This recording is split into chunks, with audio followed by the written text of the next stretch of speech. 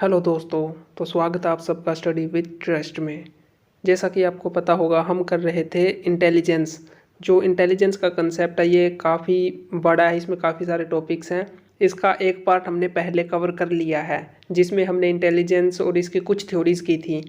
तो आज हम इसी कॉन्सेप्ट को आगे कंटिन्यू करेंगे। जो कुछ थ्योरीज़ रह गई थी इंटेलिजेंस की, उसको हम आज कवर करेंगे। इसके अलावा इसमें और बहुत सारे इंपॉर्टेंट टॉपिक है, वो हम इसमें कवर करेंगे, जैसे मेजरमेंट ऑफ इंटेलिजेंस, आईक्यू और टाइप्स ऑफ मेजरमेंट टेस्ट वगैरह। इसमें काफ़ी सारे जो टॉपिक्स है वो हम कवर करेंगे। तो थ्योरीज ऑफ इंटेलिजेंस में आज की जो हमारी फर्स्ट थ्योरी है वो है कैरोल्स 3 स्ट्राटम मॉडल। कैरोल का त्रिस्तरीय मॉडल। ये जो थ्योरी है इसके प्रोपाउंडर, इसके प्रतिपादक जॉन बी कैरोल थे, जिन्होंने इस थ्योरी को डेवलप किया था। According to this model 3 levels of mental skills have been described. तो जो कैरोल थे इन्होंने क्या बताया, 3 levels of mental skills, 3 level बताए हैं मेंटल स्किल्स के। ये क्या होते हैं? जर्नल लेवल जो स्ट्राटम 3 पर होता है, फिर आता है ब्रॉड लेवल, और इसके बाद जो लास्ट में आता है स्पेसिफिक लेवल जो स्ट्राटम 1 पर होता है। तो ये कैरोल का त्रिस्तरीय मॉडल है। इसके बाद आता है सैम्पलिंग थ्योरी, जिसको हम प्रतिदर्श सिद्धांत भी बोलते हैं। This theory was propounded by Thompson. इसके जो प्रतिपादक थे वो थे Thompson. Thompson propounded his sampling theory in opposition to Spearman's 2 factor theory. और ये जो सैम्पलिंग थ्योरी है, ये जो अपना थॉम्पसन लेकर आए थे, इन्होंने स्पीयरमैन की जो 2 फैक्टर थ्योरी है उसके अपोजिशन में लेकर आए थे, उसके विरोध में इन्होंने अपनी ये जो सैम्पलिंग थ्योरी है वो दी थी। जो 2 फैक्टर थ्योरी है वो हमने फर्स्ट वीडियो में कवर कर लिया है, उसको आप उस वीडियो में देख सकते हैं, लिंक आपको डिस्क्रिप्शन में मिल जाएगा। नेक्स्ट अपनी हायरार्किकल थ्योरी, पदानुक्रमिक सिद्धांत। Vernon was the main propounder of this theory. यानी कि इस थ्योरी को किसने दिया था? वर्नोन ने। According to Vernon, intellectual abilities और factors of intelligence lie in hierarchical order. इन्होंने क्या बोला, जो हमारी इंटेलेक्चुअल एबिलिटीज हैं वो क्या है, हमारी बौद्धिक क्षमताएं क्या है, एक हायरार्किकल ऑर्डर में होती है। On top we have G, a general type of measure factor representing on overall intelligence of individual. जो सबसे टॉप पर होता है जी फैक्टर होता है। जी फैक्टर क्या करता है? Major factor representing on overall intelligence, जो हमारी किसी भी इंडिविजुअल की ओवरऑल जो इंटेलिजेंस होती है उसको रिप्रेजेंट करता है जी फैक्टर। तो ये होता है टॉप में। तो सबसे टॉप पर हो गया G factor. Under G there lies 2 prominent groups of factor. अब जी के बाद 2 और फैक्टर आते हैं। जो फर्स्ट फैक्टर है वो क्या है? Concerning with the verbal, numerical and educational abilities. वो हमारी जो वर्बल, न्यूमेरिकल और जो एजुकेशनल एबिलिटीज़ है उनसे रिलेटेड होता है। और उसके बाद जो के एम फैक्टर है, जिसको नाम दिया गया है, वो क्या है? हमारी जो प्रैक्टिकल, मैकेनिकल या फिजिकल एबिलिटीज़ होता है, स्पेशल एबिलिटीज़ होता है, वो उनसे रिलेटेड होता है। तो इस तरीके से जो वर्नोन थे, इन्होंने क्या अपनी हायरार्किकल थ्योरीज में क्या बताया कि हायरार्की होती है इंटेलेक्चुअल एबिलिटी की, पदानुक्रम होता है एक। इसके बाद जो नेक्स्ट थ्योरी आती है, Gardner's theory of multiple intelligence, most important है। गार्डनर ने क्या किया, इन्होंने 7 टाइप्स ऑफ इंटेलिजेंस बताई। सबसे पहले जब इन्होंने अपनी थ्योरी ये सामने लाई तो इन्होंने बोला 7 टाइप्स ऑफ इंटेलिजेंस होती है। फिर इन्होंने 1998 में इन्होंने अपनी थ्योरी है उसमें 8th टाइप है उसको ऐड किया। इन्होंने बोला भी 8 टाइप होते हैं। और फिर इन्होंने 2000 में इन्होंने फिर से इसको रिवाइज किया और इसमें 9th टाइप है वो इसमें ऐड कर दिया। तो इस तरीके से इन्होंने टोटल जो 9 टाइप ऑफ इंटेलिजेंस है वो बताए हैं।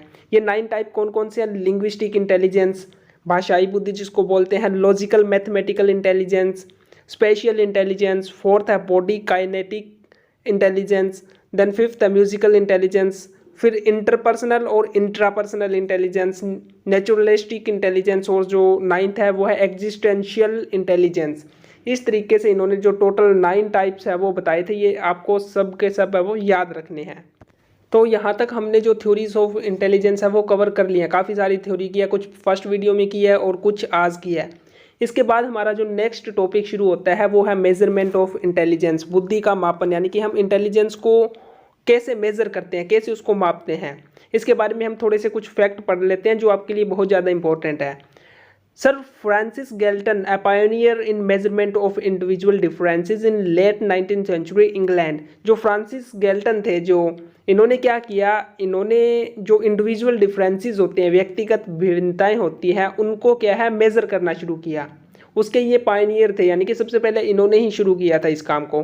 Several individual test have been used to test intelligence, और ये जो इंडिविजुअल डिफरेंसेस थे, जो इंडिविजुअल टेस्ट लिए थे इन्होंने डिफरेंसेस को जानने के लिए, इनका फिर क्या है जो इंटेलिजेंस है उसको टेस्ट करने के लिए यूज़ किया गया था। इसके बाद फिर क्या हुआ, the Binet Simon intelligence scale developed by French psychologist Binet and Simone.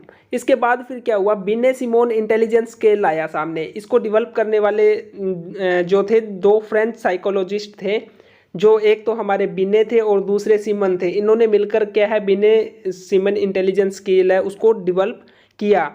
इससे फिर क्या हुआ, इससे जो बच्चे थे उनकी जो परफॉर्मेंस है, जो उनकी मेंटल एज है और जो उनकी क्रोनिकल एज है, उनका मेजरमेंट किया गया था, उनको मूल्यांकित किया गया था।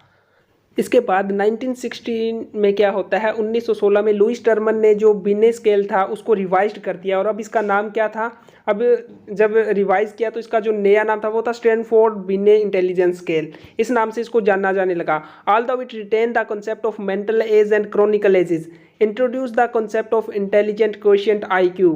अब देखो जो मेंटल एज और जो क्रोनिकल एज है, सबसे पहले इन दोनों को मैं बताता हूँ आपको क्या होती है। मेंटल एज क्या होती है, जो इंटेलेक्चुअल डेवलपमेंट होती है किसी भी इंडिविजुअल की, उसके अकॉर्डिंग हम उसको बोलते हैं, उसकी मेंटल एज हम निकालते हैं। और जो क्रोनिकल एज है वो उसकी जो रियल एज होती है, बर्थ से लेकर जितने टाइम तक उसकी जो एज है उसको हम क्रोनिकल एज बोलते हैं, जो उसकी कालानुक्रमिक आयु जिसको हम बोलते हैं। और जो रहेगी बात मेंटल एज की, तो मेंटल एज जो उसका इंटेलेक्चुअल डेवलपमेंट लेवल है उसके अकॉर्डिंग हम उसकी जो मेंटल एज है वो निर्धारित करते हैं। तो यहाँ से मेंटल एज और जो क्रोनिकल एज है, इसके अलावा जो IQ का कॉन्सेप्ट है वो यहाँ पर सामने निकल कर आया। इसके बाद हम बात करते हैं इंटेलिजेंस टेस्ट की। जो IQ का कॉन्सेप्ट है वो मैं अभी आपको बताऊंगा भी IQ क्या होता है, इसको हम कैसे मेज़र करते हैं। Intelligence is measured through the psychological test. Intelligence test measures intelligence as it is defined. जो इंटेलिजेंस है, जो बुद्धि है, हम उसको साइकोलॉजिकल टेस्ट से क्या है मेज़र करते हैं, मापते हैं। और जो इंटेलिजेंस टेस्ट है वो इंटेलिजेंस को क्या है एक तरीके से मेज़र करते हैं। Intelligence test calculate a person's intelligence quotient IQ which is based on a relative scale measured against a age based average score। अब जो इंटेलिजेंस टेस्ट है इसमें मेनली हम क्या है जो IQ लेवल होता है उसको हम मेजर करते हैं, अभी किसी भी इंडिविजुअल का IQ लेवल कितना है, उसका इंटेलिजेंस क्वोशिएंट कितना है उस। तो अब देखो यहाँ पर जो IQ है इंटेलिजेंस क्वोशिएंट है वो क्या होता है। It was in 1908 that Binet and Simon introduced the concept of mental age। जो मेंटल एज का कॉन्सेप्ट है 1908 में बिने और सिमन ने इंट्रोड्यूस किया था। मेंटल एज क्या होती है मैं आपको बता चुका हूँ। As something distinct from the chronical age, यानी कि जो क्रोनिकल एज होती है हमारी, जो रियल एज होती है, उससे ये डिफरेंट होती है mental age. Mental age is determined by use of mental और intelligence test. The average score for children of any chronical age indicate level or levels of mental development। अब जो mental as है उसको हम जो mental या intelligence test है उससे डिटरमाइन करते हैं, ये बात मैं पहले बता चुका हूँ। जो एवरेज स्कोर होता है किसी भी बच्चे का उसकी क्रोनिकल एज में, वो उसकी जो मेंटल डेवलपमेंट है उसको इंडिकेट करता है। उसके अकॉर्डिंग जो उसका इंटेलिजेंस टेस्ट के थ्रू उसका जो एवरेज स्कोर आता है वो उसकी मेंटल डेवलपमेंट को दिखाएगा। जैसा हमें पता है, मान लो कई बार बच्चे होते हैं, किसी का IQ बहुत ज़्यादा होता है, किसी का कम होता है, जिसका लो IQ होता है। मान लो कई बार हम देखते हैं कि एक 15 साल का बच्चा है, वो क्या है उसका IQ लेवल अगर कम है तो वो 6-7 साल के बच्चे की तरह बिहेव करता है। तो ये सारी चीज़ें होती है जो उसके मेंटल डेवलपमेंट को दिखाती है। इसके बाद आगे देखो, the intelligent quotient throws light upon the mutual correlation between the mental age and chronical age and hence it indicate the rate of progress of individual. यानी कि अब जो IQ है वो अपना क्या हुआ, जो हमारी मेंटल एज है और जो हमारी क्रोनिकल एज है इनके बीच में जो कोरिलेशन होता है उसको हम IQ बोलते हैं। तो ये था IQ का कॉन्सेप्ट। इसके बाद इस टेबल में आप ये देख सकते हो जो टर्मन मेरिट टेस्ट रिजल्ट था जो IQ का, उसका रिजल्ट है। इसमें आप देख सकते हो, इसमें इधर IQ दिखाया गया है और इधर उसकी डिस्क्रिप्शन दी गई है। उसके अकॉर्डिंग भी कौन सा बच्चा इन्फीरियर होता है, कौन सा डल होता है। जैसे अगर किसी का IQ 70 से 79 के बीच है तो उसको इन्फीरियर माना जाएगा। 90 से 99 है तो लो नॉर्मल बोलते हैं। 100 to 109 है तो हाई नॉर्मल हो गया। इस तरीके से अगर 130 से 139 के बीच में तो उसको हम बोलते हैं वेरी सुपीरियर। अगर अबव 140 है तो हम उसको क्या बोलते हैं, जीनियस है। तो ये अलग अलग जो आईक्यू लेवल है उस चीज़ को भी दिखाता है। इसके बाद अपना जो नेक्स्ट टॉपिक है वो है टाइप्स ऑफ इंटेलिजेंस, बुद्धि परीक्षण के प्रकार। यानी कि इंटेलिजेंस है उसको हम मेज़र करते हैं तो उसके लिए जो टेस्ट होते हैं वो कितने टाइप के होते हैं। तो यहाँ पर आप देख पा रहे होंगे 3 मेन जो इसके टेस्ट हैं, verbal test, non verbal test and then performance test. हम तीनों को ही डिटेल में समझेंगे। सबसे पहले हम बात करेंगे वर्बल टेस्ट की। The test which make use of language, the person being assessed must understand the language used in the test for instruction as well as in items. अब जो वर्बल टेस्ट है उसमें क्या होता है, हम जो हमारी वर्बल लैंग्वेज है उसका हम यूज़ करते हैं। तो इसमें ज़रूरी क्या है, जिस पर्सन पर हम टेस्ट कंडक्ट कर रहे हैं तो वो भी उस लैंग्वेज को क्या है अंडरस्टैंड करे, उसको समझे। इसके बाद जो वर्बल टेस्ट है वो क्या क्या चीज़ें कंसिस्ट कर सकता है, इन्फॉर्मेशन। इसमें इन्फॉर्मेशन क्या होगी, जो जिस पर हम टेस्ट कंडक्ट कर रहे हैं तो उसकी जो सारी फैक्चुअल जो इन्फॉर्मेशन होगी वो सारी चीज़ें इसमें हम देखते हैं। फिर क्या similarities, measure a child's ability to categorise, मतलब वो किस तरीके से वो चीज़ों को कैटेगराइज कर पाता है, सिमिलैरिटीज़ या डिफरेंसेस उनमें फाइंड आउट कर सकता है। फिर इसमें हम उनकी जो अर्थमेटिक एबिलिटी है उसको मेज़र करते हैं, measure the ability to solve conceptual math problems, यानी कि वो कितना उसको सॉल्व कर पाता है। इसके बिहाफ पर फिर उसका जो आईक्यू लेवल है वो हम निर्धारित करते हैं। इसके अलावा हम जो कॉम्प्रीहेंशन एबिलिटी है उसकी, वो चीज़ भी वर्बल टेस्ट है उसमें देखी जाती है। तो इसके बाद जो नेक्स्ट टेस्ट है जो इंटेलिजेंस को मेज़र करने के लिए हम यूज़ करते हैं वो है नॉन वर्बल टेस्ट। इसमें क्या होता है, the test which uses non verbal items like pictures, symbols etcetera. अब इसमें हम वर्बल जो एक्टिविटीज़ है उनका यूज़ नहीं कर रहे, इसमें हम नॉन वर्बल जो एक्टिविटीज़ है उसके थ्रू जो टेस्ट है ये कंडक्ट करवाया जाता है। इसमें हम पिक्चर, सिम्बल्स, ये सारी चीज़ें यूज़ करते हैं। The instructions are explained by the administrator in the native language. अब जो नॉन वर्बल टेस्ट है वो क्या है, वो मतलब ग्रुप लेवल पर भी हो सकता है या फिर इंडिविजुअल के हिसाब से अलग अलग भी हो सकता है।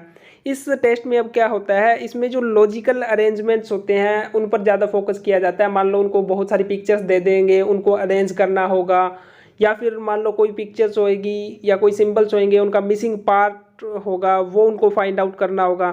तो इस तरीके से ये जो नॉन वर्बल टेस्ट है वो कंडक्ट करवाए जाते हैं, और ये जो बच्चे का आईक्यू है उसको जानने के लिए बहुत ज़्यादा इम्पोर्टेंट होते हैं। इसके बाद जो लास्ट काइंड था अपना वो है परफॉर्मेंस टेस्ट। अब जो परफॉर्मेंस टेस्ट है इसमें जो इंडिविजुअल होगा जिसका आईक्यू टेस्ट हम कर रहे हैं उसकी परफॉर्मेंस देखी जाएगी। इसमें उनको कुछ टास्क असाइन करवाए जाएगा, फिर वो उस चीज़ों को कैसे मैनिपुलेट करता है, कैसे उस चीज़ को करता है, वो सारी चीज़ें उनमें परफॉर्मेंस टेस्ट में देखी जाती है। इसमें जैसे क्यूब कंस्ट्रक्शन टेस्ट होता है, जो क्यूब होता है उसको वो कोई बच्चा कितनी जल्दी उसको सॉल्व कर पाता है। इस तरीके से जो अलग अलग इनको कुछ टास्क दिए जाते हैं जिनके बिहाफ पर फिर उनका जो आईक्यू है उसको हम मेज़र करते हैं। इसके बाद इसमें कुछ जो परफॉर्मेंस एक्टिविटीज़ है वो बताई गई है अभी किस तरीके से होता है। जैसे मैंने क्यूब कंस्ट्रक्शन की बात की, या फिर पिक्चर अरेंजमेंट है, उनको पिक्चर्स दे देंगे, उनको सही से अरेंज करना होगा। Arranging pictures to tell a story, मतलब या फिर कोई पिक्चर्स दे देंगे और उनसे मतलब उनको इस तरीके से अरेंज करना होगा कि वो एक प्रॉपर एक किसी भी स्टोरी है उसको बता पाएँ। ब्लॉक डिज़ाइन हो गया, या फिर जो अलग अलग पजल्स होती है उनको एक साथ लाकर सॉल्व करना, ये सारे के सारे जो परफॉर्मेंस टेस्ट है उसमें कुछ एक्टिविटीज़ है वो करवाई जाती है।